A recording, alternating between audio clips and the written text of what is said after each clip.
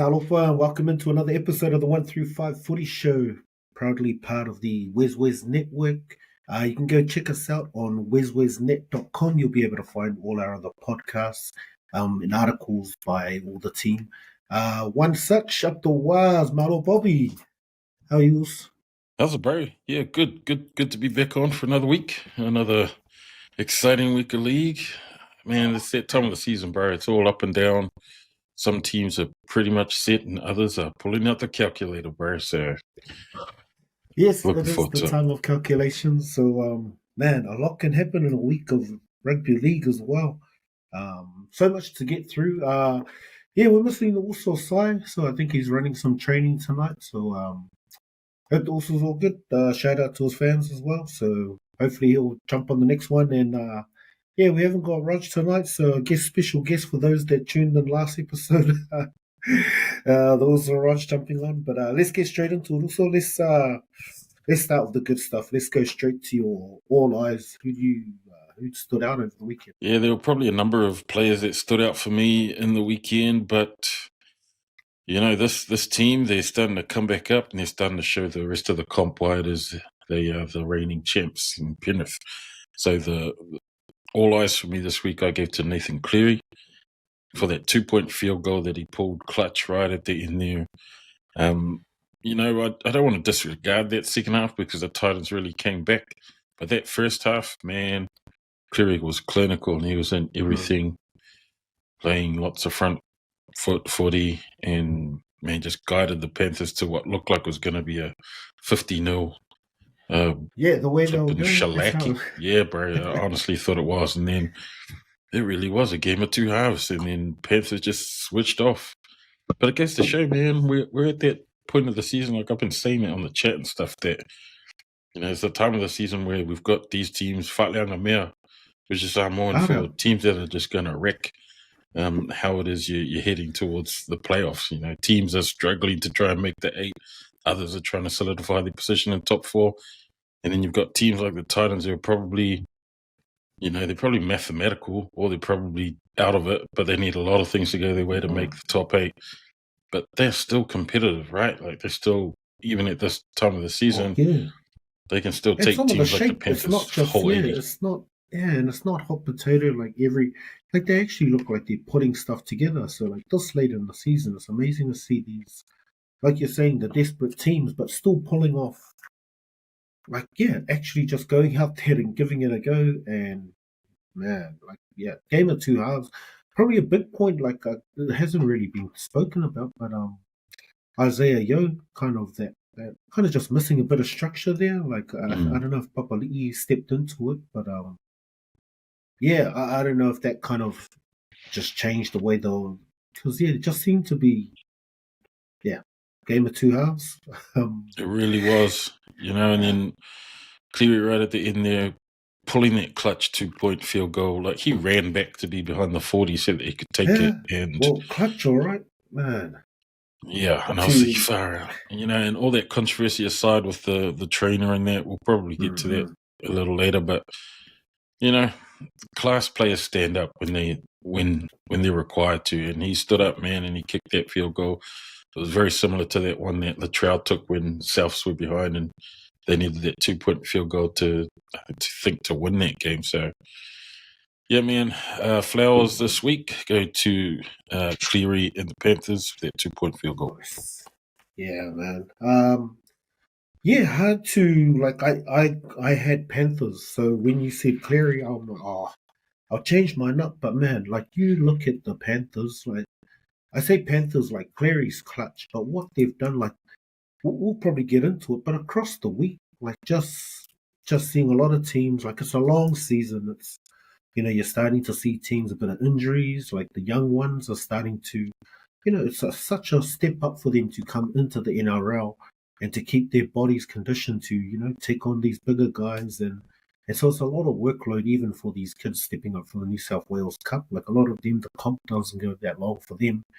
And so you're just seeing that kind of at the back end. So the season's just long. And so that's kind of what it takes to win a premiership. And so that's why I kind of give my flowers and we're not getting ahead of ourselves. But man, like they've not only been able to do those things for a whole season, they've been like for over half a decade now, being able to maintain, play out a season, kind of work through your roster, resting when they need it. And so, man, it's so scary looking at these guys now, knowing how to build a season. Like, Ivan wasn't fussed, when people were talking about them, coming last and having a laugh, like, oh, the finally. And Ivan wasn't even fussed. He's like, oh, the ladder doesn't matter until the end of July. Sure enough, these guys are knocking on the top four. And yeah, and you just see what it takes to be a championship team or like to kind of be in that model. And man, they've been running at that high rate for so long that games like this like get so tough. Yet he can ice them. So yeah, I'd probably back you up as a probably honourable mention. I had Sammy Walker in there as well. Man, I watched that game in the first half again for the Manly. Like they look like they're there or thereabouts. I fell asleep and woke up in the morning and went, man. But I watched the replay and man, Sammy Walker's starting to own that team. Be interesting what they do when DCE gets there, but yeah, at the moment, yeah, he's starting to look real comfortable with the Roosters, especially this end of the season. So, yeah, my flowers probably still to the Panthers, and special mention there to Sammy Walker. Also, Kaya Kele over the weekend. Yeah, Kaya Kele, everyone saw that Penrith trainer, so he gets a special mention for running across Jaden Campbell's kick there close to the end of the game. But for me, I got to give Kaya Kele to a guy who we've probably given all eyes before, and he was probably all eyes during that Newcastle game from the Warriors. I give my Kaya Kele this week to Leka Lasima. Not for the whole game, but just for that one moment right at the end of the game there when the Dolphins were playing hot potato and they were like a man down and they needed to get across the line to ice the game and to snatch the victory from the jaws of defeat, because it honestly looked like they were gonna not win that game. But in the end they did, and that hot potato that they were doing, it probably wouldn't have worked because we had 13 on 12 at that time. And I thought, you know what, we've got enough players there, we've got enough bodies in the line to hold them out. All we need to do is just move up in the line and tackle somebody. But, oh my goodness, I was like, yeah, it'll be all good. And then I looked across the field because I was at the game and I see Leka was just lying. He was just sprawled out on the field, flat, like lying there. And I was like, oh my God, no, it's 12 on 12 now. And shit, when Roger jammed in because he had 3 guys he was marking, and I was like, oh, don't jam in. And Isaako's on the outside, and yeah, and that, they score inevitably from it because Isako was way faster than the covering guys coming across, and you saw that whack in was inevitable. Like you see keep on him coming across, and I was like, man, he's gonna step in. Boom, puts that big rightful step on, scores the try. But for me, if Leka had been in the line, just, another option, not even an option of defense. I don't know. I read somewhere that he had really bad cramps, like in both legs. Yeah, so you could, but just be in the line. Up. Like, yeah, I just looked at the replay. So he's down from the Cody Nikarima tackle that he misses. There's 3 more tackles, and you look, and the camera keeps panning, and you're right. Like, if you're on the field, like, because the camera pans away from you don't notice, but it keeps coming back, and there's like 3 tackles, and you see him lying on the ground, and the play goes back, then it comes back, and you still see him on the ground. Like, hey, wait, why is this guy still there? And it's like, bro. I'll get up. Oh, no, it's gone the other way. Oh, no, I better try. Oh, no, it's gone. It's like, that, and I think that's just his youth. And just the youth, probably not inexperienced. He probably hasn't been in that kind of situation. Because if you rewind the clock back to round 3 and we're playing the Roosters, they do this 40-20. Chad Townsend kicks a 40-20 and it's on Roger's wing. Roger doesn't make it back because the man has torn a hamstring. And so he's kind of obviously limping. And then from the preceding scrum play, like Roosters get the ball, ball goes out to Dom Young because he's still at the Roosters at this time before he goes back to the Knights. Oh, yeah.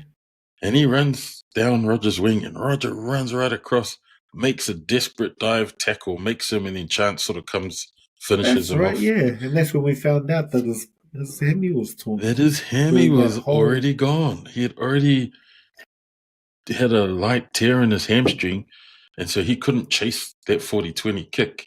Because if you saw when Chad kicks it, like Chance is on the other side of the field, and he's sort of running across, but Roger's just like gingerly jogging, like barely jogging. And then when he gets back into position, that's when they make that play down the right side towards Roger's wing, and Roger goes across and he forces Dom Young out with the help of Chance. And so I was like, man, and then you see Roger limping off after that because he's already done his hammy the play before, which is why he didn't chase that 40-20 down. So I was thinking, you know what? If Roger can do that, surely Lecker could have just stood up. Like, if you need to stretch your calves or whatever is pulled, you just need to sort of just stand there so that, oh shit, they need to, not lie down and be in the defensive line. Like, the tackle was and I guess that's jumping the thing, all over because him. it was the third, fourth, and fifth tackle. He's on the ground there. Yeah, and I guess that's where it's...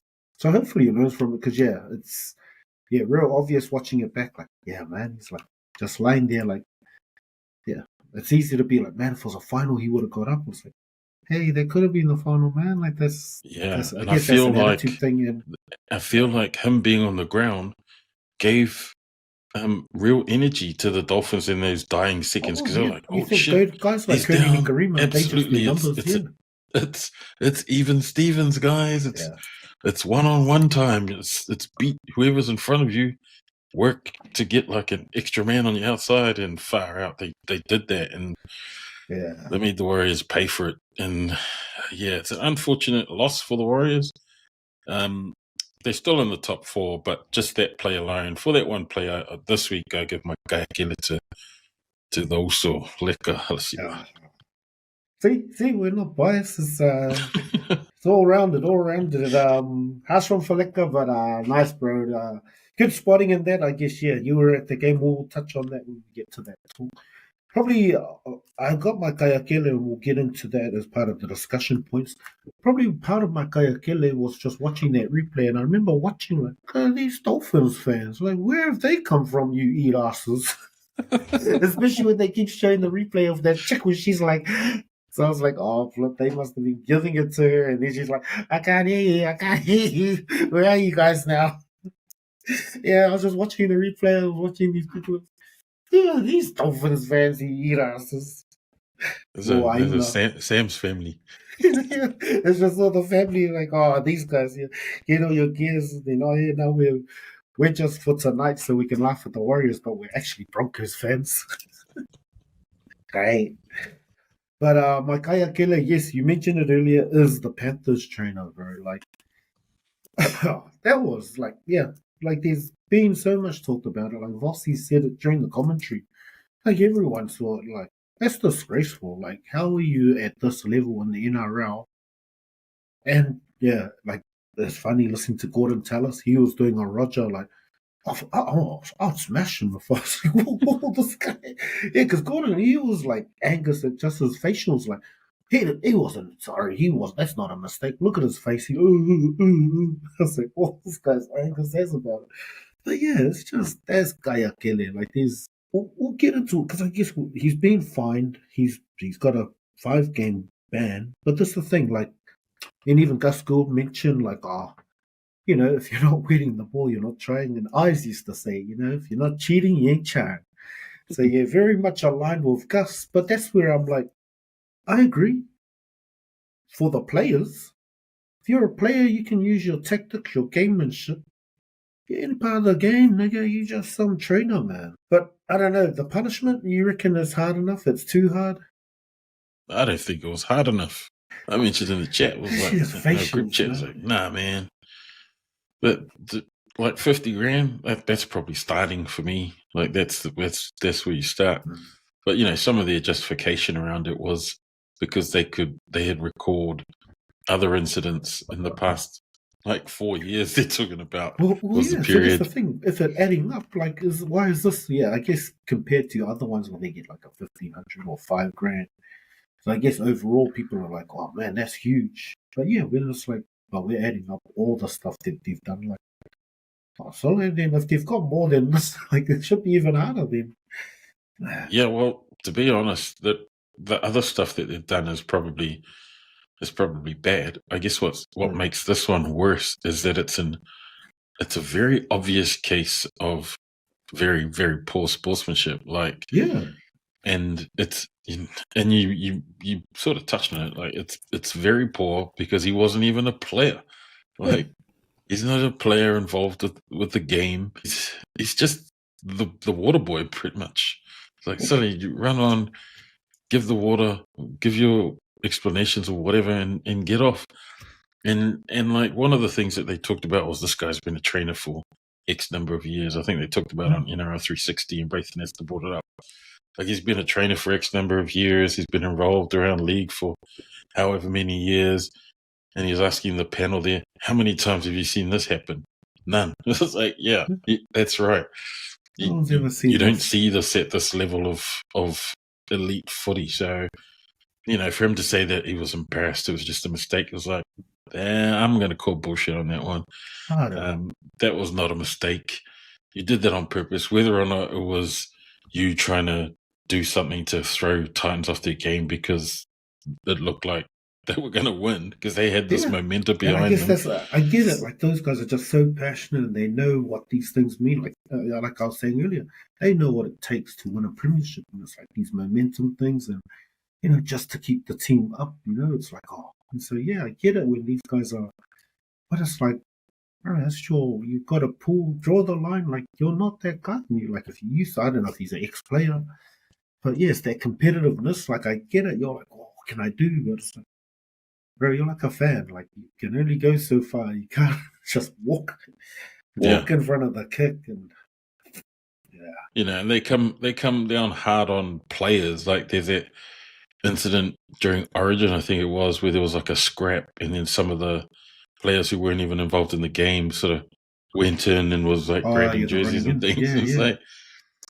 the difference was those guys are players, and the NRL will come down hard on them because yes, you're players, but you weren't involved in the game. This guy is the trainer. He's not involved technically in the game either. He's just the trainer, and absolutely they should have breached him and come down hard, and they did, and they have. I think it's probably the very minimum they could have done was fine them $50,000. Like, I think the 5 weeks is probably, that's proportionate, I feel, especially if there's been an accumulation of these types of offences of Penrith trainers. And I'm not a hater or anything on the Panthers, but these guys know what it takes to win 4 premierships. They don't need these kinds of legs up to win games. They don't need to resort to these kind of tactics. Because I guess the players, imagine if Cleary didn't ice that. Or this is the thing, like, it takes the shine off what Cleary did. Because then it becomes like, oh, but they wouldn't have gone for that if it was 4 points ahead. Yeah, and so, I'm glad you called out Cleary for the all eyes, because, it's very quick for people to be like, to just take the luster off what was a good win for the boys. Yeah. But that trainer's just killed it, like taking the win away from them almost, because then everyone makes it like, oh yes, those trainers that are doing these, shitty things, that's why they can win games. What else could they be doing? Yeah, whereas the boys actually doing the work are like, hey man, we're out here busting our ass. We're winning this stuff because we're working hard, not because they were saying even the same trainer that was waiting the ball, so he was on the touchline telling Cleary, get back behind the 40.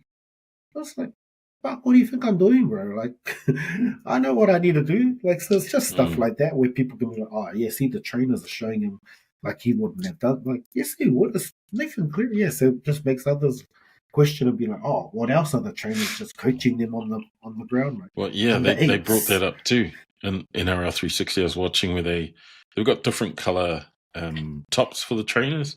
Yeah, so there's like orange shirt trainers and they've got blue shirt trainers. Apparently the blue shirt ones are meant to be the ones that are going on passing on messages and then buggering off.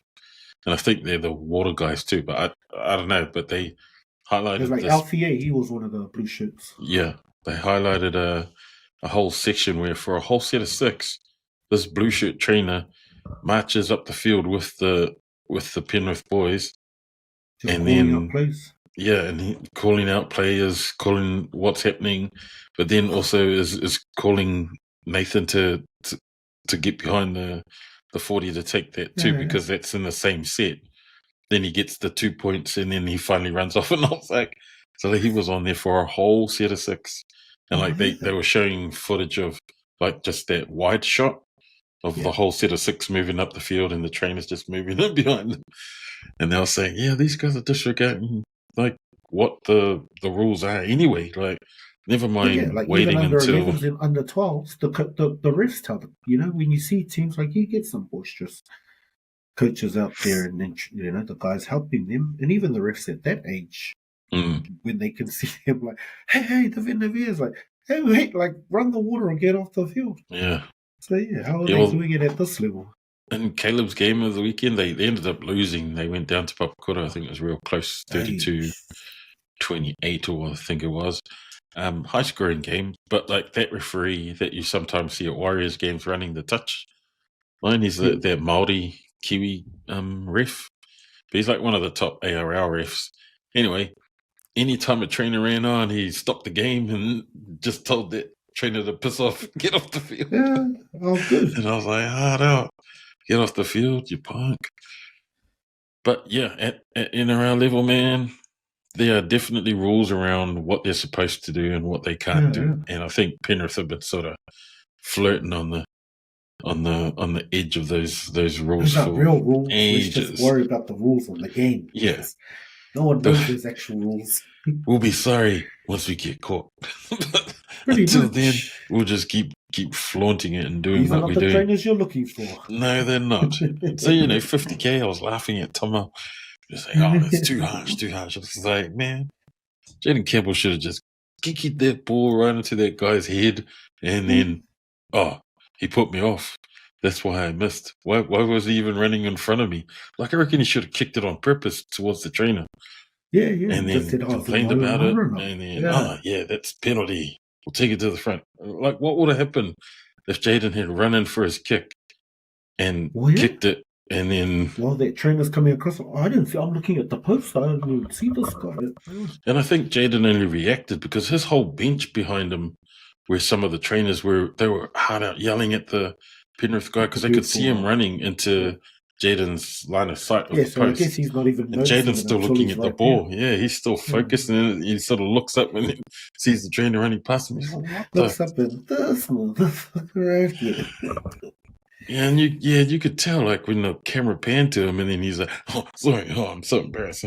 But he's got this like really wry smile on his face. Like, just the way he's like, like those can't do anything about scummy old men in those kung fu movies that used to laugh like like that. That's what he sort of looked like when he was running off. Chinese translator. Yes, sick man of Asia, and then panned up to like Ivan Cleary up in the booth, and he's just got the.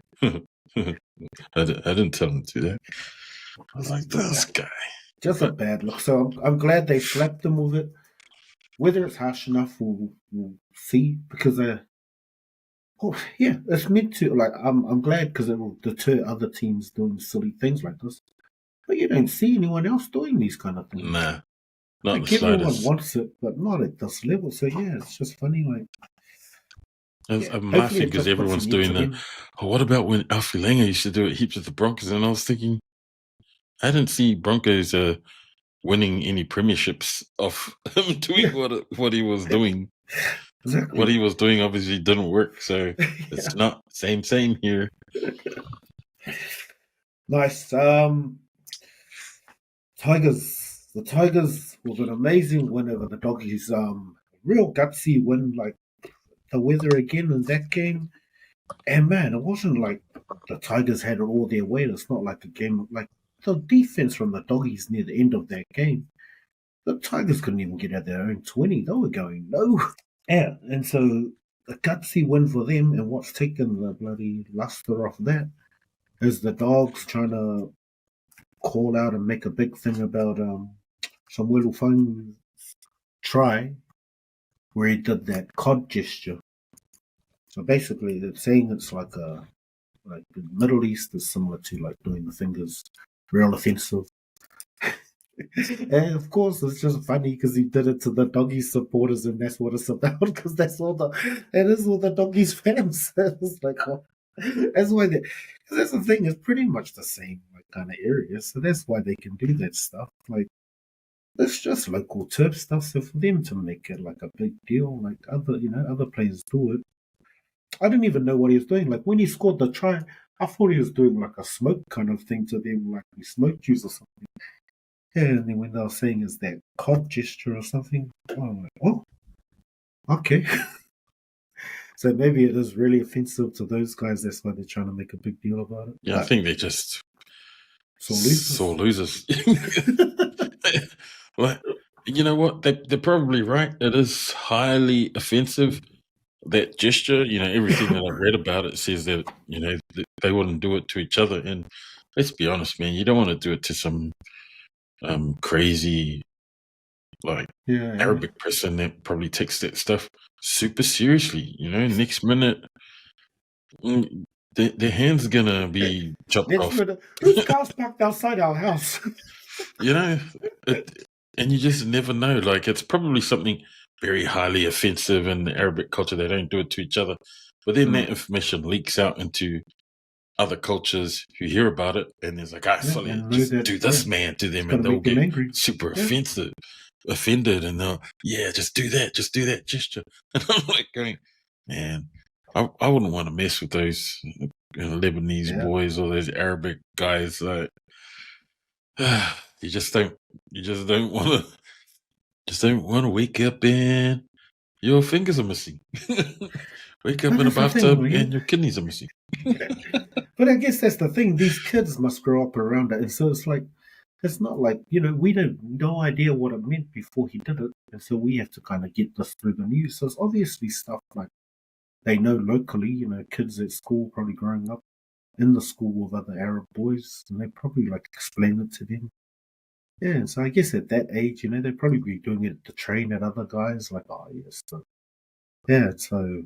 apparently they were getting it from the fans as well. So, yeah, I don't know. It goes both ways. Like, it's just funny. Like, I doubt why the fans would make it. It's almost like just the Doggies being sore losers. Like, for the admin to take it up, it's like, bro, those are the fans. Like, I ain't never been like, give it to the players and then they get it over you. They do something. Go crying to the admin. Oh, hey, man, I was at the game and then, we lost and they took the sign. I'm really offended. Do something about it. Like, they scored the try. They ball come. Okay, you go. You can do something about that, man. Yeah, it's really offensive in my culture. I mean, he's just angry because you lost. No, that's it's really exactly sad to say that.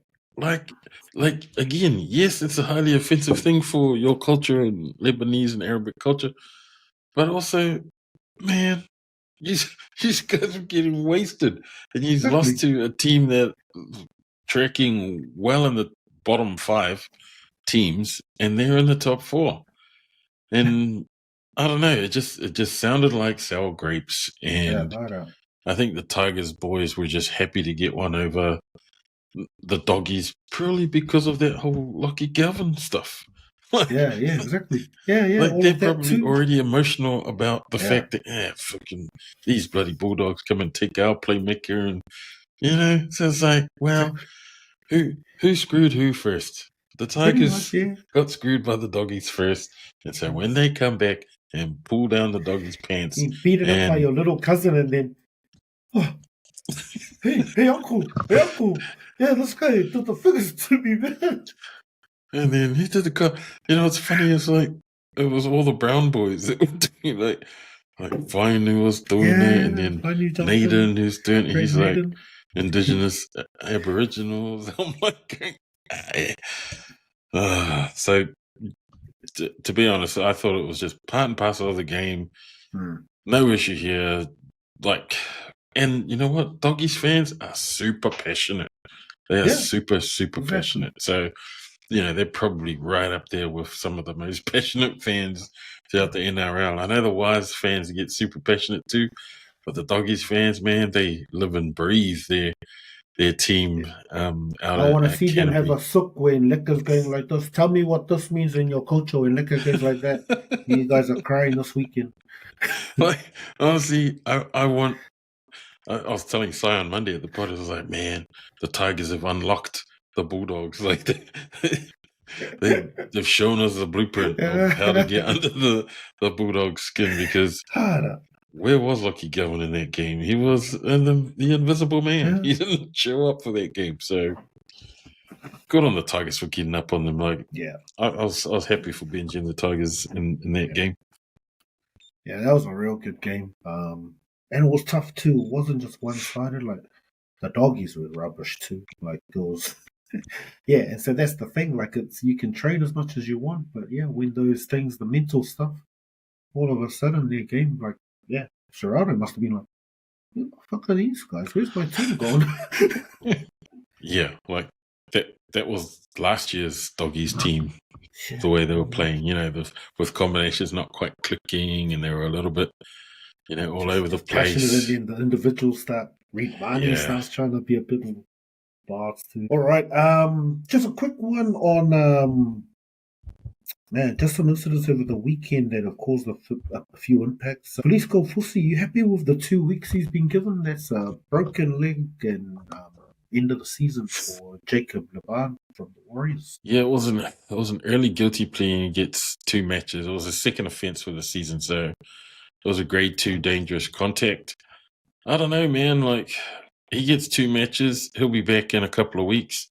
Laban's out for the rest of the season, and he was probably coming good. And to be honest, we needed those young forwards to cover all of these older guys that have been going down with injury. Like, Yeah, Mitch Barnett's gone. Fisher Harris has been in and out of injury in the last sort of 5-6 weeks.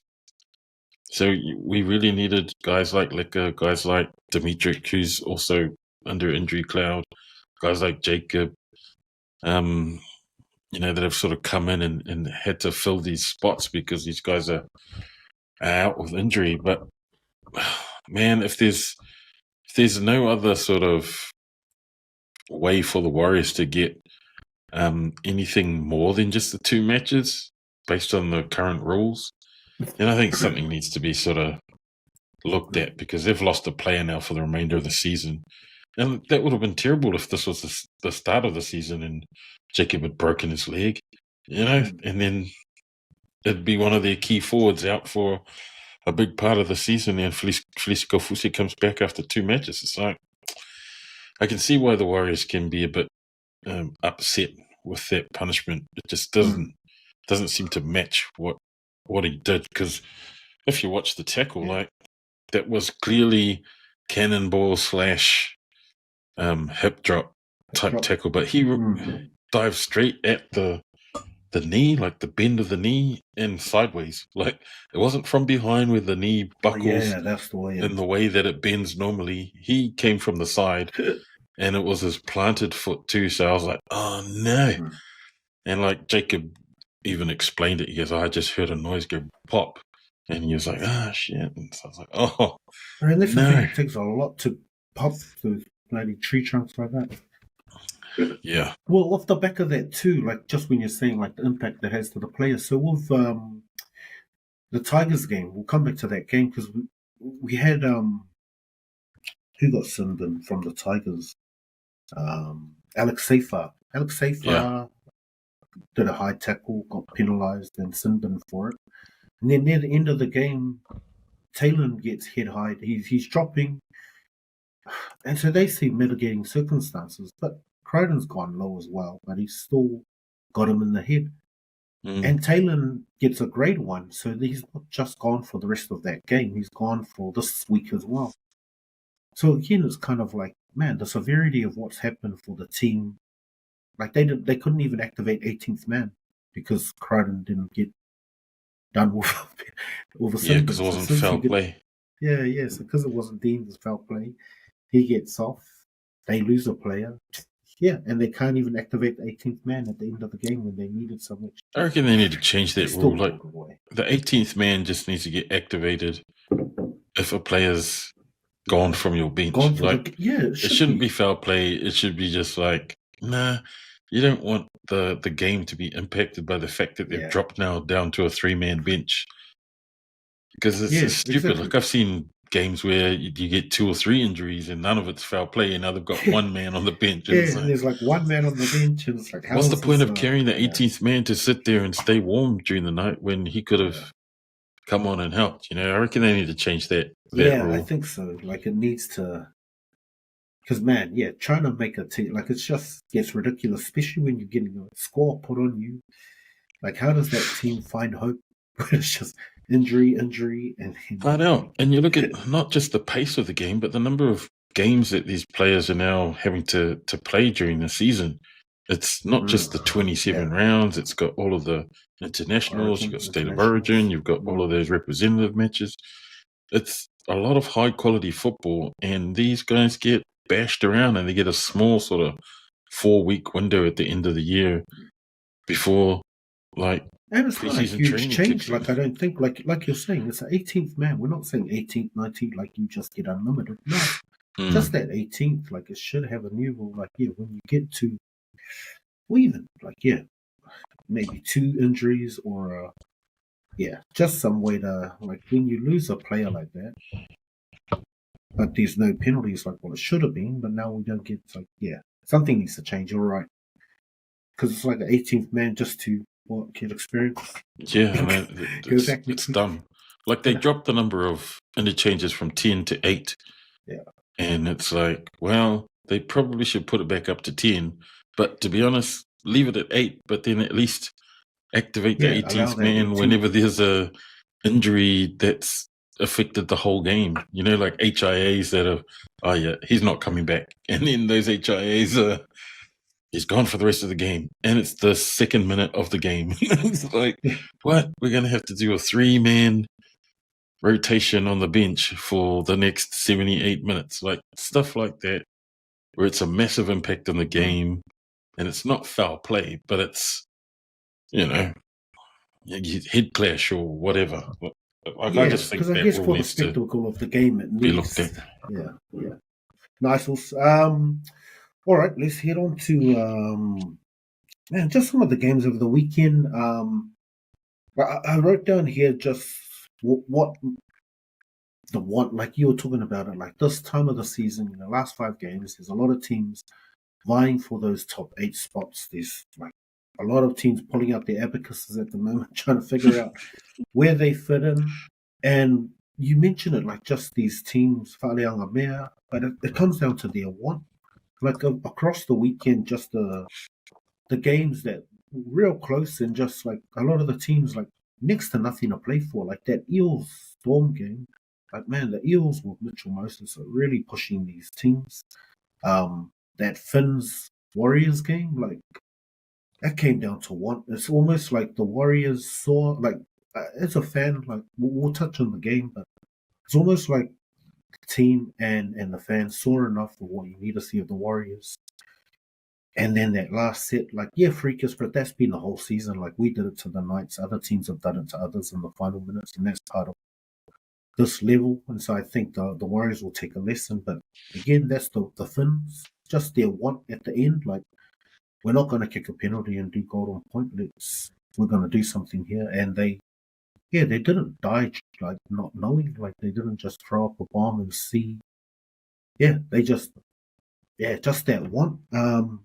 The Titans, Panthers, Dragons, Raiders, and that Tigers, Dogs game we mentioned.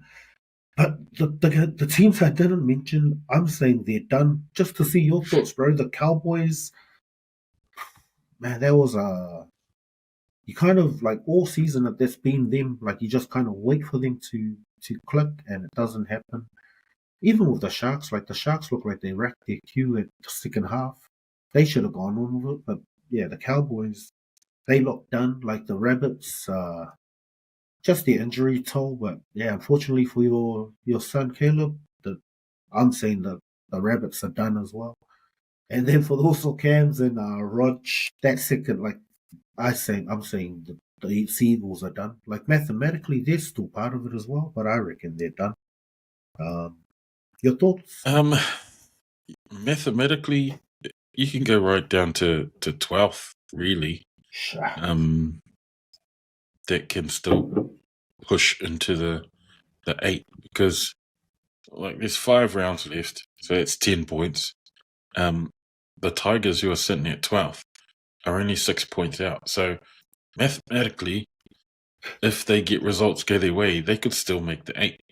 But that would then require everyone above them to be losing games and to fall out of contention.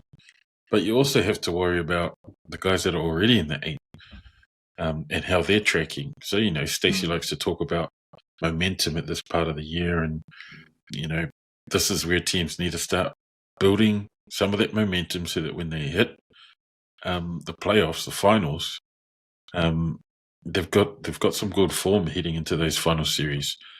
And you don't want to be the team that gets in there and then gets knocked out first week. You want to build off that good form. You want to take that good form in with you so that you've got something that, that backs you up. The Warriors, they've had some pretty stink losses in the last few weeks. And, if not for that Leka Halasima effort against Newcastle, that was the only we'd be staring down like 4 losses in a row, or 5 losses in a row, I think it is. But we're not, and we're still in the top 4. But we're kind of, I think we're now at that stage where you've had now and let's be honest, we've lost Metcalf, we're trying out these new combinations, and I know all the boys will be like, "Nah, you can't say that," blah blah blah. But it's like, yeah, you can. We had Tana Boyd and CHT. Now we've got Tana Boyd and Tomato Martin, and they've had 2 games together now. And they've both been losses, but I feel like, okay, they've had the opportunity now to work with each other at the NRL level. Let's not discount the fact that they've been carving up together at New South Wales Cup. So it's not like they haven't played together all year. They've been doing the job for the Warriors in their reserve grade side. So they've now got to take that reserve grade form and step it up a level into the NRL elite level of footy and take it from there. I think Tomato Martin's probably already there. That guy plays with a real intent. He plays with real hunger. He's got a real, purposeful game about him. And he's quite creative. Like, I feel like Tanner Boyd needs to lose some of the structure that he's got, because he plays terribly structured football. He doesn't play eyes up. He just gets to the kick, and then it's like the same kick. That was one of my frustrating things in the weekend, was his fifth tackle play was the exact same thing. It was kick to Hammer's corner, and he just kept swallowing those bombs up. And I was like, maybe you get it on the right side, but then you kick left. Just one of these times. Or you get it on the right side, fake a kick, and put a grubber in behind the line. I don't know, vary it up a bit. That's what I think Tanner's game needs a bit. He needs a bit more variation, whereas Tomato Martin's already there. Like, he's putting in little grubbers. He's running it on the last and trying to put people into space. Once that tweaks a bit, I think the Warriors will be there, because the rest of the supporting cast seem to work really well around our halves at the moment. It's not an ideal situation, because you don't really want to be trying to perfect the halves combo when you've only got 6 rounds left to go, or whatever it is, five rounds left to go. But that's the situation that the Warriors are in at the moment, and unfortunately, none of those other teams give a shit. They're coming right. They've got all of their halves combos going. Although, to be honest, Storm have got some issues with halves, with Hughes out.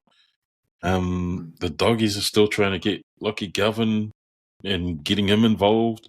The Panthers, exactly. Across not the perfect board, everyone's either. kind of So I think that was one thing to notice over the weekend. All top 4 teams really kind of seeing them, like the Storm, like they got away with that one, but them without Jerome Hughes is a very different team.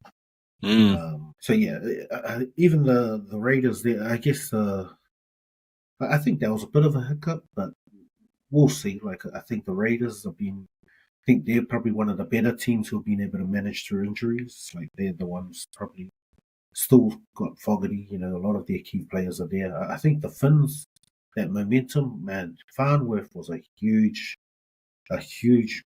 injury for him. Like even for me, like as a Warriors fan, like yes, but also like man, poor dude. Like he's been the form center. Like I think everyone talks about Critter, but the Australian centers. But man, if Herbie was eligible, he's definitely an Origin player. So yeah, huge blow for the Dolphins, man, because he was probably the most. Yeah, him and Hammer. We did a good job of keeping Hammer quiet though. Like they really wrapped him up. So that was he really didn't have Hammer a had one chance of in that game. those State of Origin 1 games where he was a passenger. Dude was just sort of hanging around. And I was Yeah. laughing because I was talking to my sister-in-law who was sitting with me at the time. I was like, Hammer doesn't like to get tackled, eh? He'll get the ball and it looks like he just tries to pass the ball off. He likes to So support and run into gaps when he's like on the move, but he doesn't like getting static ball, man. It's yeah. like, So this it guy. was interesting just seeing how quiet he was. So I did like that late change bringing to a picky at the back because when I started watching the game, I was like, oh wait, where's Chance playing? So I like having them both on. Um, and I think that just helped with that, like you were saying, like just that right side. Like you're saying, you'd like to see Pompey shift, but I think Chance has really helped Dylan with that. Like, and I think we saw the change on the weekend. Like, awesome to see DWZ get some, just flip it around. Like, I guess all the harsh criticism he was getting the week before, jamming in. Like, SJ did a real cool breakdown of why he does, and like you mentioned it as well. Like, that's a lot of it is just that insight. Like, he has to. He's doing the right thing because of the structures. So yeah, it was good to see. Like, and that's all it takes. Just that speed of Chance being able to shift just allows Dallin to shift early as well.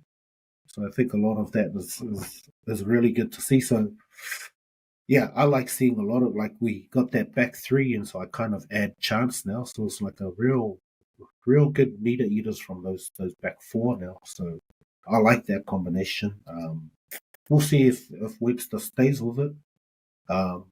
But yeah, I like Tuopiki in there. Like he's still finding his way through, but I think he's gonna add something like very different. Like because I think like as they're getting those combinations, like it's late to just keep chopping and changing, trying to figure it out. But I think he just adds something else, like just an attack, like just another option, and then Chance just running that center line now. Usually, so he's got those good hands to help finish. So yeah, I think Webster's got some tricks up his sleeve that he'll be able to try and play out over the next 5 weeks. So yeah, I liked what I saw. Like I saw enough from the Warriors to be happy with that game. Like, yep, that's the season we've had. Like teams just stealing it from each other, and that's a lesson too. Like you're saying with what happened to Lekka, like he'll learn from that. They're gonna teach him. He's probably the first one who doesn't need to see the video replay. He knows what he did, so he's probably like, ain't ever doing that again. Like I said, like it's a long season. A lot of these young guys, it's just a big step up. So yeah, he'll learn from it. We'll see how his body, So still 5 more games, and then the boys got playoffs. I'm still confident we hold on to the 4. Like the Panthers are breathing down our necks, and I'm saying like the way they're going, their momentum. They've got a good run to kind of get them ready for finals as well. So they'll enjoy that finals run that they've got coming their way. Before I move on to the Bronx, anything else from that game? Just being at the grounds there, and it must Just have one been of the hard things I just noticed. thinking we had it done.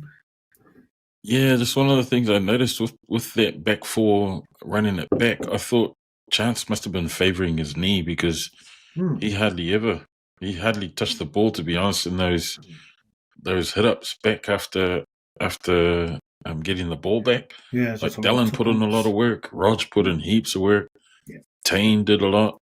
I think Chance only did like a couple of red zone hit ups, yeah. hard yards out of our end. So I was thinking he must be favouring his knee, because usually at fullback he is carving up those Well, meters, yeah, yeah. man.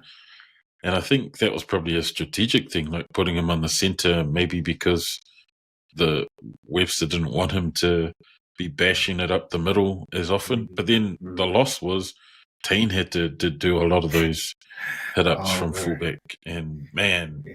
he's Either all heart, he's that a kid. tough kid because, Yeah, he's been man. getting smashed. Like, even New He South is Wales Cup, all you heart, see him but getting he smashed. has like no breaks. He's like Jacob Fatu, bro, from WWE. He's all gas, no breaks. Know what I mean? Straight up the guts, and then runs it like the biggest players on the field For and gets real, when he's running at ragdolled. the props, I'm like, I'm oh, like, like, find someone else, man. Sully, run it someone your own Run size. it at Cody. Go run it at Cody. Or like, why are you running at those guys, man? I think it's just the way to start the set. Like they start the set in the middle, like Yeah. so They it's try and always recenter it. You always see them that's come the off the channel ball. you run Yeah. straight up the guts. You don't run sideways and then the channel of attack No, from the they early in the sit right tackle over count here on the starts on left the post. left. We're Yeah. aligning to the left post. Get in there. So yeah, I was like, yeah, I love the way Tane plays, but I still think he's a bit small, and it becomes a bit of a liability because then you see him after some of those really heavy contact hits, like, and he's down for every single one, and I was like, And Sully, he stays down. It's like, you don't yeah, and he just stays breathe. down. I'm like, Sully, body language, bro. Sam Gilly, your thoughts on him? We're without Egan again this weekend. Thought he was okay. Like, we lose a bit with like Egan's leadership, but I think his play out of dummy half's okay. Well, what did it look like to you out on the ground? He looked good, but I did think that there were probably some opportunities that he could have taken from dummy half, like just scoop and Just run. knowing when to have There a was go. one time in the weekend where, man, he could have scooped and run and scored a try, I thought, because I forget who the Dolphins player was with the headgear. It was a defender. He had run out, and I was thinking, so if that's Harry Grant, that's a Oh, try. That's yeah, Upper you just see Carousel, that that's a spot. Yeah, try. yeah. Yeah, but he's still playing a bit of structure. But I was thinking, so if he just looked up and seen that defender had zoomed out already, like there was already quite a bit of space, and so he had sort of passed the ball off, and I was like, suddenly he could have strolled right through there because, yeah, he was only 2 meters away from the line, but yeah. But otherwise, I thought he did good, man. He did some good things. He picked his moments. Um, I thought he was a bit more impactful and effective than when Lussick came on, because they swapped halfway Yeah, through, and late. Yeah. Freddie came on and just did Freddie things, but it's just real, pedestrian, I feel. Whereas Healy, you get a bit more energy out of him. He He's a plays good like a defender too. Like he's yeah, soft too. yeah. I think so. So he did all good, I thought. Given the situation we were in, like he played a bit more direct because he played earlier on in the season. He had his debut. Yeah, came in late. Yeah. Yeah, Off the bench, and I think. I felt like this game, because he was like the starting hooker, he really took that upon himself to do all of the great things he's been doing in the New South Wales Cup team. So he had a good game. I thought he was all right. All right, let's move on to the. I struggled to watch this game after watching our boys lose. But the Broncos, they went on with it. A nice bounce back for them. We thought it'd be a easy bounce back. Um, like I said, I think that game was more about the Rabbits and where they are. I don't know your thoughts on this game. Wilson's not here to break it down, so I'll leave you to put in some heavy analysis into what Well, this reads into what their team's going to do for the rest of the season. I think you touched on it, bro, and you probably hit the nail on the head. It wasn't about the Broncos. This really was about the decimation of the Rabbitohs, really, with the number of injuries that they've had this year, and the number of players that they've lost. I read somewhere that they had named the 18th man, but he couldn't play because he was under HIA protocols. I think it was Mama Zealous was named the 18th man, but he couldn't play anyway because he was stood down. He was just put in at We 18. just got to write your name because we haven't even got it was anyone exactly that. Like they couldn't, even if anyone anything from the top happened. 30. He's the last person on my top 30. What are you talking about? So I was going, what? So damn. Let's be honest, man. Like those guys they're screwed. Like the Rabbitohs have got Ashton Ward, I'm looking at the team list. He doesn't even have a photo. You're like, who's this kid? Like, is he with our team? Like, I haven't got a photo. We checked. We haven't got a photo for this guy. He'll be one of the kids in there. He's in the 30, but he'll be, one of those boys that are probably on the fringe. But they've got so many players that are out. The Rabbitohs, and like when I read that, I was like, what the hell? They haven't even got a full squad, and I don't even know what it's going to be like this week for the Rabbitohs. But like, well, I'm not taking anything away from the Broncos. I'm a super coach. I'm not a magician. I'm a super coach. I'm not gonna be able to turn what's happening here around. Like it's terrible what's happening at the Bunnies at the moment. Just the number of injuries they've had throughout the season. I haven't seen a team get so decimated by injuries the way that Souths have been this year. Like their top 13 players, every single one of them have been in and out of the injury ward, and some of them for like season-ending injuries into key players and significant so many not even during positions. the game. Like you try and you turn up and look and like, oh, where's this guy? I read the report. He got injured during a training run. So like, all these guys are like, he's there and you're looking forward to it, and then so I have to go change my team. What happened to this guy? He's not even there. Yeah, so I think Kaloa Matani was doing a lot to carry them. And once he went, I was like, well, I'm not even sure. They've got a whole league team, 13 players that are out injury, but like heaps of them are next season or to be confirmed. And to be confirmed means their medical staff don't know whether they're going to be able to even write next season. Doesn't matter about this season. They're writing to be confirmed because we can't even say that they're good enough to come back in round 1 next year. So that's pretty bad. They must be running out of medical staff as well. So, we need an 18th man for our medical staff because it's too many injuries. We had one guy and he's stressed out. He's gone. Look, if you look at the players, like they'll get a few players coming back in the next, well, right up until round 27. They get Humphreys back, Mamazalis back, Brandon Smith, Latrell, Ravalawa, and Jack Wyden's meant to come back in round 27 because he's been suspended. But those other guys are coming back from concussion, 2 concussions, 1 knee, 1 quad, 1 pec. And then the ones that are out to be confirmed or the rest of next season, Campbell Graham, Cam Murray, Cody Walker, Kaloa Matangi, David Moale, Tawita Totola, Jaden Sullivan. Like these are all their starting guys that are... Yeah, it's all the guns. Hard out, it's all the guns. That's their starting half combo. Cody Walker, Jamie Humphreys, that's their starting hooker. And then they got Brandon Smith to come over because he was doing jack at the Roosters, and then he 1 game in after injury and injured again. It's got their starting fullback in Latrell, their starting centre, Campbell Graham, starting lock, Cam Murray. It's like suddenly their whole squad has been decimated, and so you know what? That's when AJ's looking like, man, I signed for 2 years, but I don't think I have to play for 2 years to get that record. I was like, I'm doing everything I can.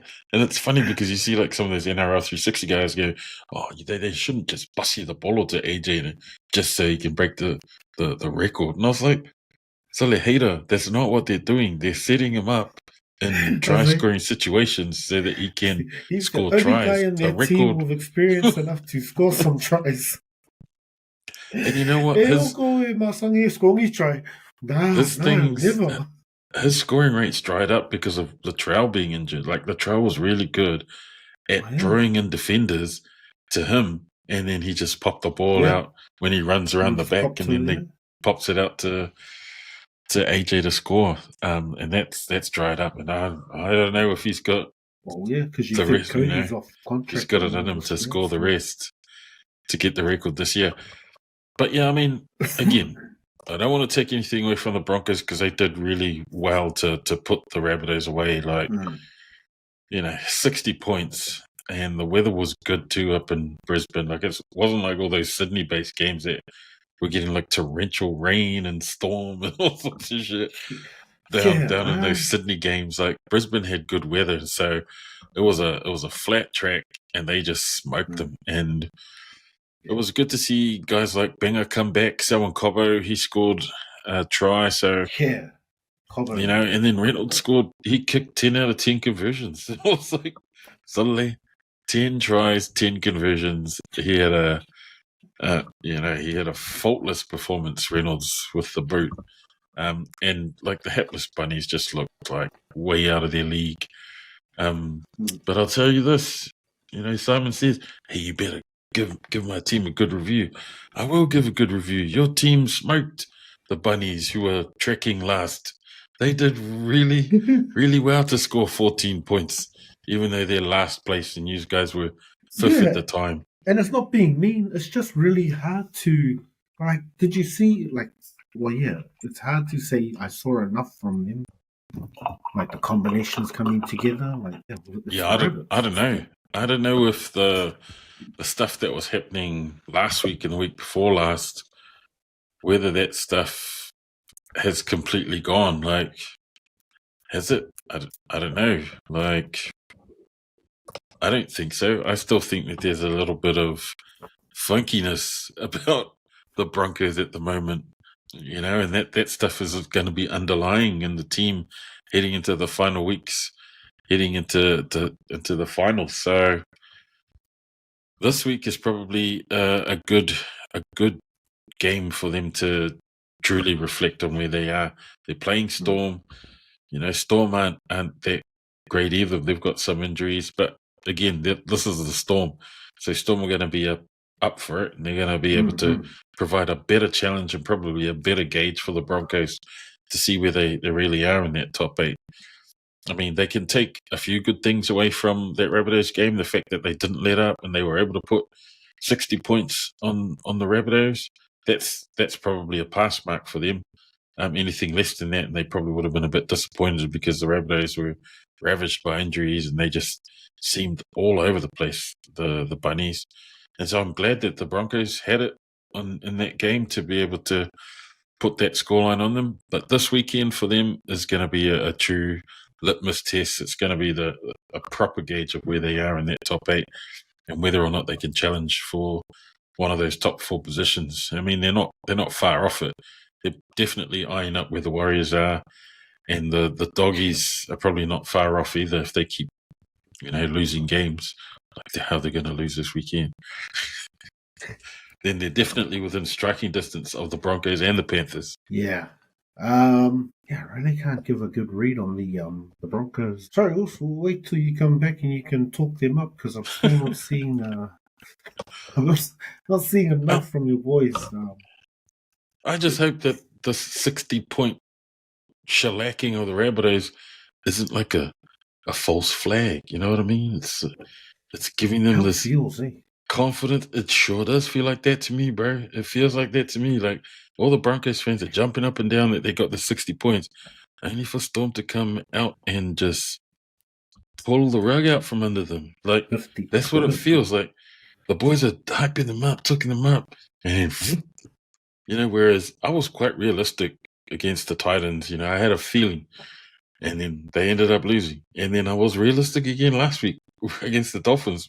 Remember, I picked against the Warriors. I was like, it might be a close game, but I have a feeling the Warriors might go down in a close one.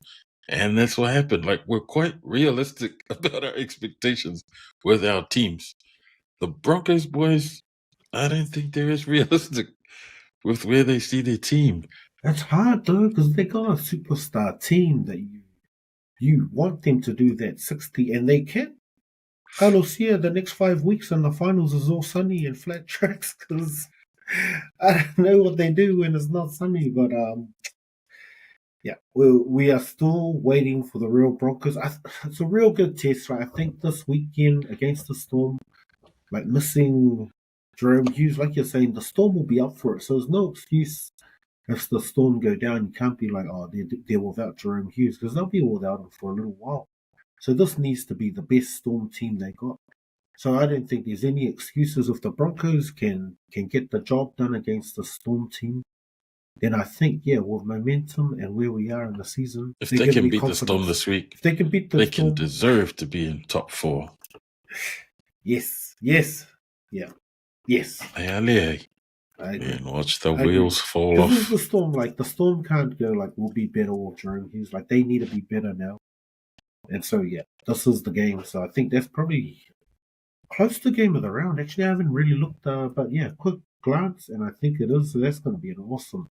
That's a cracker to start the weekend tomorrow. All right, let's move on to the our NRL draft. Final week, the draft finishes this week. And man, the comp, just like the NRL, is close. I'm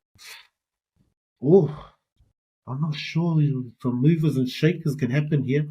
The top six of this year or next is ours. God Squad 1, Nacho, These Nuts, Samoan Mandingo, and Ultimate Manly rounding up the 6. Ultimate Manly and Mandingo sitting on 20 points. Behind them, All Madden on 19, Vaea Bronx on 18, and NZ Steppers on 18.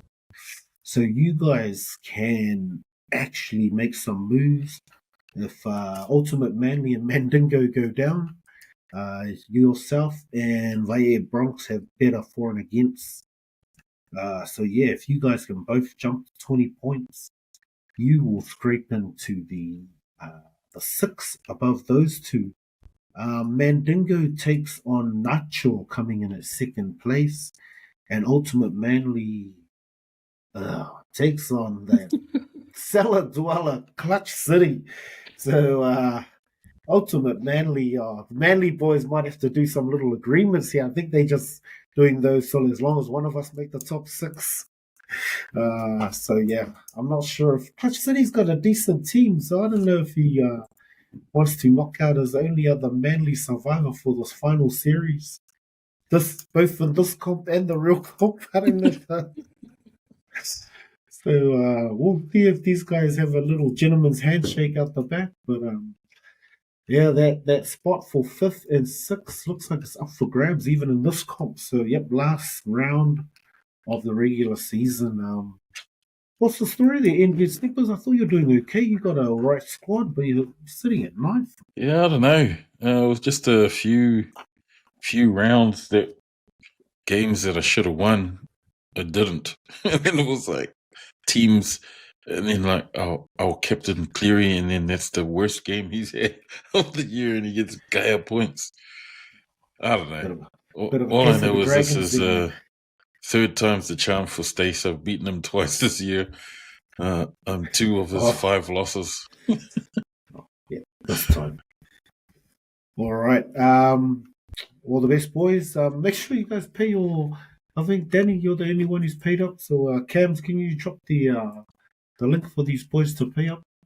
All right, let's jump into our previews for next week. We already touched on this game, so let's make a call in at the Storm and the Broncos. Oh, yeah, it's Indigenous round, so it's Wurundjeri versus. I butchered that. I'm not even gonna try. Apologies. I was gonna give it a good go, but it's got the translations for the must be the what would you call these? The tribes that they're calling out, or like must be the area. Yagera I think it's the area that they represent. So Melbourne must be based in the Wurundjeri. Yeah, nice, mate. So what are you going on this one? Storm all the way. In a close one, like the Broncos will be competitive, but they'll self-destruct in the end, and the Storm will win. Yeah, it's actually a big one for the Storm too. They're kind of on the cusp, like what we saw last week. That was awesome from the Eels. Like the Eels have been good up for a couple of weeks, so yeah, both these teams are kind of being pushed. Broncos going down to the Eels. Yeah, Storm. Well, Had to make it look Broncos like lose I to was Eels, really Storm like, beat come Eels. So, on. Knights, Panthers. you know how I say this is a Whaleanga time of the year? Let's see who's in the Knights. Like, Yeah, you got have to the check Knights got the these capacity teams to now. do it? Gagai, Tom Young, Fletcher Hunt. Like, they've got game winners. This Knights team. Bradman Best is in. Oh, yeah. Yeah, see, this is where it comes back to want. Like the Panthers, see, that's why I give them their flowers as well. Like, it's real hard. Like, after you win one, you win two, you win three, which no one's done in the modern era, then you go on to four. Like, what's the one? Like, what does Ivan Cleary even say to these guys? What are you playing for? Okay, look, I got one last year. I got all these rings. I ran out of fingers now. Yeah, so when it comes to one, like, you have to think every team coming up against the Panthers surely must have more one. There must be more to what when you look at, like, at least I can beat the best. Like, if I can beat our season's done. Like, I don't even know if these guys are mathematical. Like, maybe, like, these guys have been saving Adam O'Brien's ass for the last 3 years. Every time they say he's done, the team seem to pull together and scrape his ass into the eight. Maybe they might do it again this year. So who knows? Like, yeah, there's enough talent there. Like, it comes down to one, because there's talent without. Oh, yeah, I mean, they've been doing it without Kalen for a few weeks. So actually, I didn't even know if they. Yeah, well, the Knights without Kalen is like, who's watching these guys other than Matty Jones? You know what? I'm gonna pull an upset on this one. I'm gonna pick Oh, the Knights in a close one. And you know what? yeah, That shouldn't even be the case. But after watching the Titans and how they just destroyed the Panthers in that second half last week, and they did it with ease. It just seemed really easy for the Titans to head upfield. And then I still don't know why that was it Philip Sami or Jojo Fifita that got that head high when he was going for his try. And they said that, like, yeah, how was To'o even playing this week? And it Like, was he like, gets nothing, oh, and then they say sorry, the his foot went tackle out. And I had was no like, effect on him scoring the try. he Like, got clobbered bro, in the he jaw. was asleep. And he He was asleep, concussed woke up when and he went, fell over the line. sorry, where am I? Oh, I'm over the try line. I forgot about my feet because I just had a little moy after I got knocked out. Like, he was That over. was Like, I'm like, that was a try. If the not way for he the kind of shot to scored, his because, yeah, face. you see him go over the try line. Like, so Lewis was just put it down, bro. And he's like, well, I'm like, kick because I'm like half concussed. Yeah, it's like over the try line, and then like an awkward, like, oh, yeah, that was like, yeah, I'm surprised. Yeah, we should have brought that up earlier, but yeah, the fact that To'o's still playing and that wasn't given a try was strange.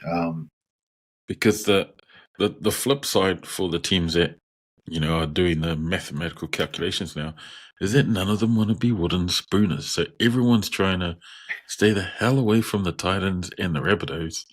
But Knights, That's how Eels, close it is. Titans, Yeah, Rabbitohs, they are only one game away from being in that yeah, because mix I of guess who's that's going to how it be is. at the You bottom. lose to them, like, hey man, it's, you only get movement if you beat the guys at the top, or you lose to the guys at the bottom. That's right. And so, it's not like those bottom 5 teams have anything to play for. They've got everything to play for. They don't want to be the bottom team. And so you look at teams like the Tigers, they're only on 20. They're only a couple of losses away from being in that bottom 5 Yeah. talked about teams. They're 6 points off the top out of the top 8, but they're only 4 points away from last position. So, this table is so close this year, and teams are going to be wanting to stay the hell away from being wooden spoon. So I think that's the motivation for teams like the Knights, the Eels, Titans,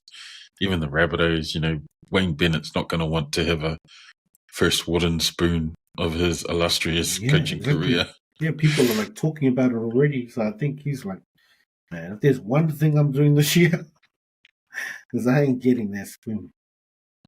Hard out, and Des has his hard out. wanting to not be there as well. So I'm going to pick the Knights in a close one for that one. I like the call. Like I mentioned, Isaiah Yo's out this weekend, so like there was a significant change. Like Papa, he's awesome, but he's not Isaiah Yo. Like Isaiah Yo is very talented. Like Papa Lee's probably learning it, like that next man up. But so like you're saying, just a bit disjointed and I don't know. Like there's clutch. Like when you come to Panthers, I think there's enough clutch players there that it makes it so hard. Like even with the want, like what Nathan did last week, especially starting without Yo, I think they'll probably get it right. So I'll go Panthers. I'll go the favourites on that. Right, let's jump over to the Raiders and Manly. I said Manly were done, but I probably want them to win this game. Let's have the field because I think Lehigh is out, so I don't know if they've made the call to put. Oh yeah, so Turbo's back at the back. Man, that should be interesting then because Tolu Kolo was real good last weekend. Yeah. Yeah, like you, I probably want Manly to get over Canberra just so they're still within reach of guys that are chasing them for that minor premiership spot.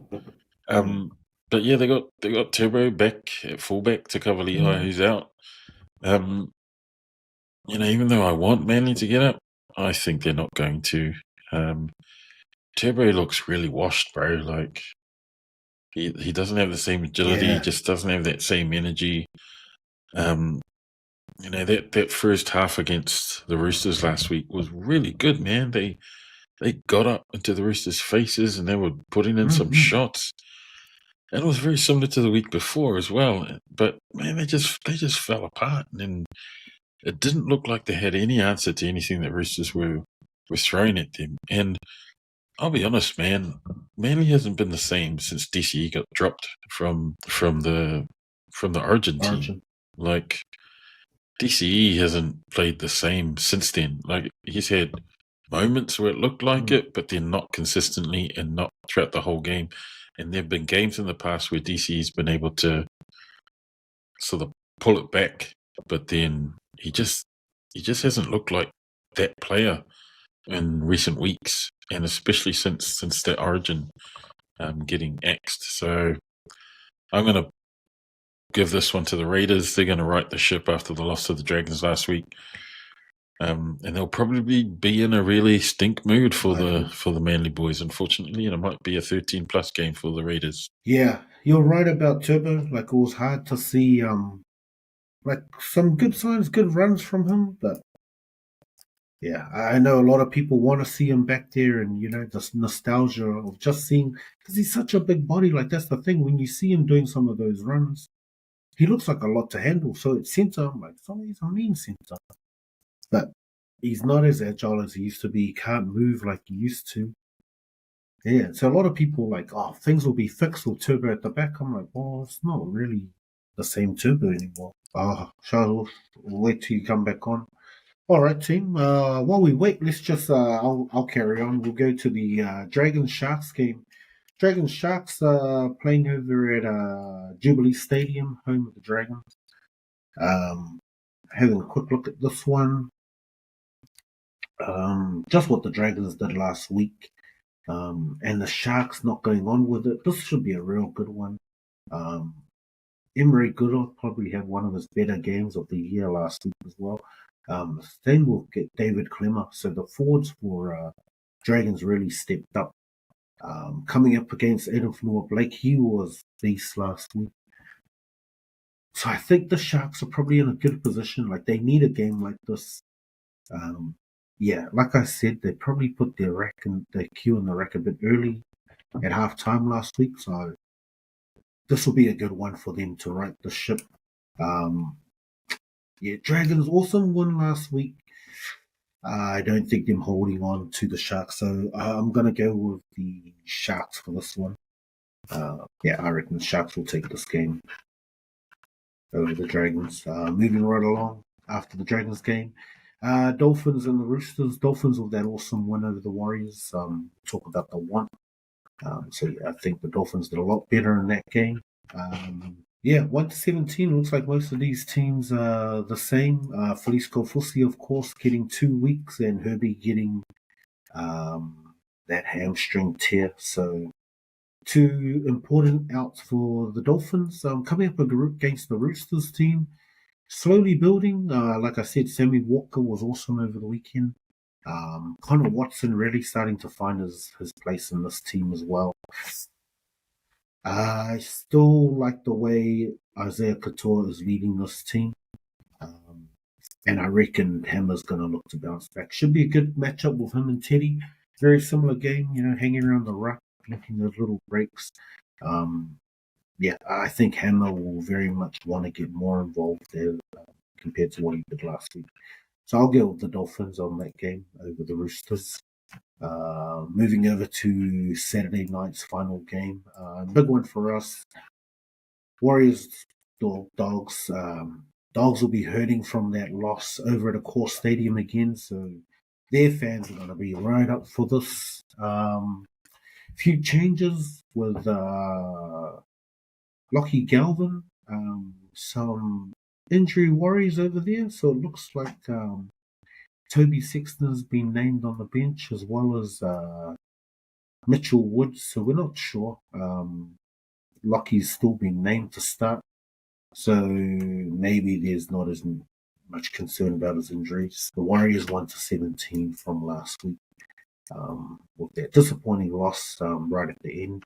Eddie Edemir Toyava gets a call up into the bench with Jacob out with the broken leg for the season. Should be a really good game. I think I saw enough from the Warriors last week. Like, this should be real physical, middle for the forwards as well. Kickout was huge last week, but I think, like Bobby said, the Tigers gave a framework for how to beat the Doggies, and it's a lot of grit. Like, that's what you need to beat the Doggies, is being in the game the whole 80 minutes and grinding hard. Both ex-Panthers coaches, so this should be a good matchup. Serraldo and Webster. I think Webby's got the rub of the green over Serraldo in the stats on their meetups. Let me just confirm that. Let's just have a look over here. Man, that's close. So of the 41 they've played over since 1998, Doggies 20 wins over Warriors 19. End of last year, the Doggies got up over the Warriors. Yeah, they beat us both times last year. So, Webby's going to be looking to bounce back. The Doggies are looking good. Awesome game. I'm going to go Doggies. The Warriors. And a very, very close one here. I'll give Valeka try to finish that off. Last few games, Titans, Rabbitohs. Man, this is like Battle of the Wooden Spoon. Tigers must be glad that they're not playing this game again with the Titans. We'll go Titans this one. What they've done over the last couple of weeks, they deserve a win. And like we said, the Rabbits are done, so I'll go Titans on this one. And to round out our weekend, another dead rubber. The Cowboys are done, so we'll finish this one with the Eels taking it out over the Cowboys. Welcome back, Oos. I did a very long monologue trying to finish out these games.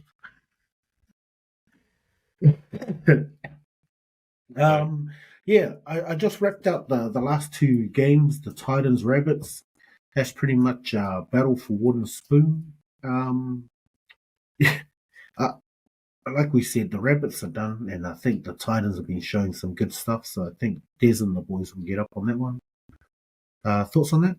Titans are probably done. I don't think they've got any sort of chance to come back. Like, it's going to be a battle between Titans and Rabbitohs to see who's going to take out the wooden spoon. I think that's going to be the motivation for those 2 teams to carry on playing the rest of this season. But to be honest, against the Rabbitohs, who are equally as poor, probably not in a poorer position than the Titans because of their injuries. So this will probably be a Titans game, to be honest. just based on their personnel. Based on the last couple of weeks, they were able to beat the Warriors. They were able to come close at upsetting the Panthers. And they've got a bit of form on their side just for the last few weeks, whereas the Rabbitohs don't. So based on that, they'll probably beat the Rabbitohs in a close one. Nice. I'll jump back to a game, important one, the Warriors game. We got Iri Iramia Toyava coming in for Jacob Leba. I don't think there's any changes in the Bulldogs there, 1 to 17. A few changes up on the bench. There was talk Lockie Galvin picked up a few injuries, but he's still named to start. Toby Sexton named on the bench, but not even in the bench, actually. He's in the extended reserves. Unlikely to be named. He's number 23, unless they do some little changes there. From last week, I just mentioned like the forward battle's going to be real key. Kick-out was huge last week, so yeah, it's going to be a real good matchup. Some of these Panthers, like it's awesome to have Capewell there, kind of like steer these guys around, like they know what they're going to expect. And both ex-Panthers coaches again.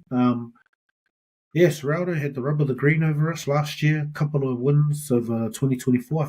I think that's the first time we're meeting them this year.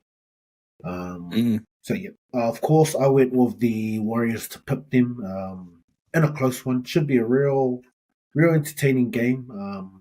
Yeah, attack versus defense, pretty much.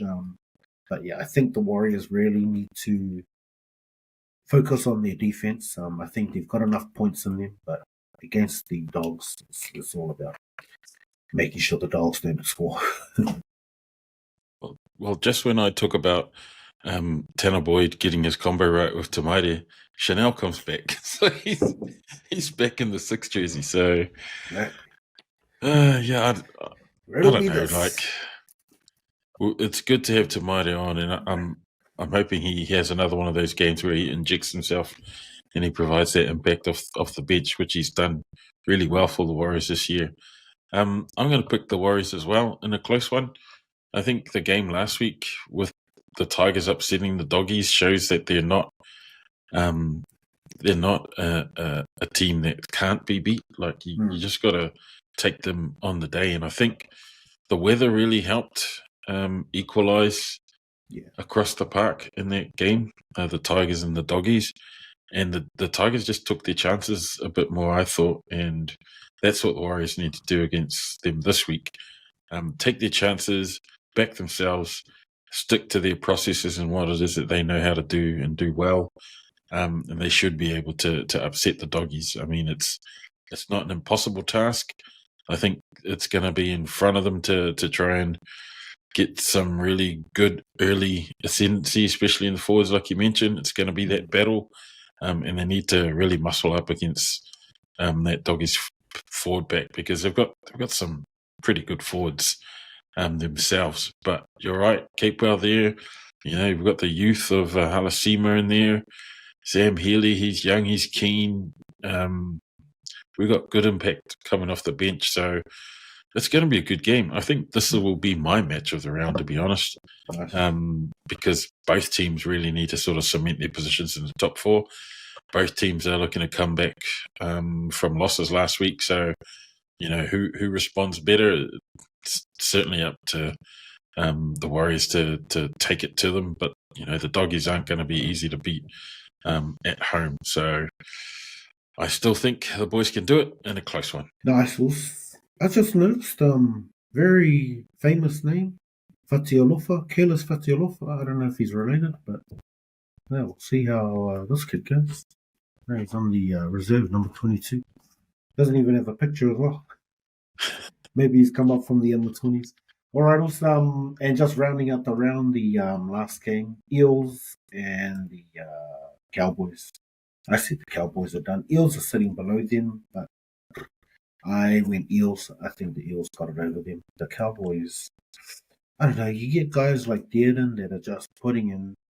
It's just sad to see, like, even when the Knights were, struggling and you just see Kalen giving it all.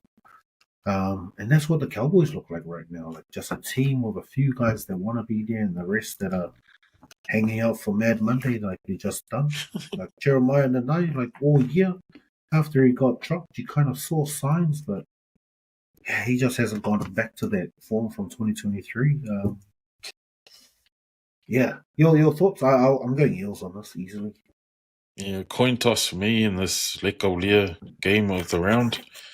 Yeah, no one's staying up till 6 to watch this. It's time for a movie. Yeah, no, like Mitchell Moses, what he brings to that Eels team, he makes that whole team different. Yeah. And it's been obvious to see in the last couple of weeks. Win over the Broncos, close loss to the Storm. And they'll be right up there. And ready for this game against the Cowboys. Like, they'll look at it as just another scalp to take an opportunity to get further off the bottom of the ladder and to stay away from that wooden spoon. And Mitchell Moses seems to be the man that's able to guide them around the park since he's come back. So I'm with you. I'm going to pick the Eels in this one. Who knows? A coin toss on whether it will be close or whether it will be a blowout. Both these teams, it could be back and forth and then finish in a 79th minute field goal between these two teams. Who knows? I reckon it'll be a close one, but the Eels to take this one. Sharples, glad you were able to connect that one. Let's close it out. A little multi. I did my usual rabbits with AJ double that was scored by. Raiders 13 plus that was scored by. And Dogs 13 plus everything was scored by last week. Let's see if we can do better this week. What you got? I'm going to go for a game that looks like could get away from one of the other teams, and so the Raiders versus the Eagles. Nice. I reckon this game is going to be all Raiders all night, and so I'm going to pick Raiders 13 plus with a double to Kaio Weeks. Like that bet. That is looks like the same one you did last week. Oh no, it was Kaio and Hudson. Did it happen? Yeah, actually, wait, let me just double check. See, even though they're Kaio. Yeah, try scores, double to Timoko. All right, yep. Let's I'll add another one. It's only a 2-legger, but let's go with the Sharkies, and I'm gonna go with a double for Katoa. He was unlucky last week, so I think he'll put in some extra training. I reckon he'll catch a couple more balls this time. So Sharks with double to Katoa. Nice. So hey, any last words, bro? No, not really. Now that Caleb's team's knocked out, I don't really care who wins the Fox. For the season. So what? They're done? The semis, they went down to Papakura last week. So Papakura play Otahu this week. And then in the other game is Mount Albert and Manukau, because Manukau got up and beat Bay Roscoe last weekend. So the semis is going to be Papakura and Otahu versus Papakura versus Otahu in one semi, and then in the other semi it is Manukau versus Mount Albert. So three South Auckland teams against the one central team to see who's going to take out the Fox this year. So but congrats to all of those players that made the semis heading into the finals, and then all those boys that will obviously make representative honours with Akarana and with what's that other team? The Falcons, and I can't remember Counties Manukau, but they go into like a rep sort of series to finish the season off. Yeah. Nice. Shock Caleb, shout out, bro. Like, good work for sticking in there. Send your boys over. Let's talk to some of your let us know in the comments if you want to hear, if you got any of these young boys that you've been seeing in the lower grades. It'd be cool to maybe touch base with some of them, get them on, hear their thoughts. So if you got any of those up and comers that you've been watching around the trips, add them in the comments. But thanks for tuning in to the 135 Footy Show. Thanks again also for jumping on and breaking down the week for us. 5 more weeks to go before we get into the nitty-gritties. Yeah, it's going to be exciting. Off tight. Thanks also. Sweet. And we'll see you guys next week. Like and Sure. subscribe as always. You can check us out on YouTube and all the social media platforms or the website, WesWesNet.com. Off tight. Cheers. So yeah, I hope that recorded.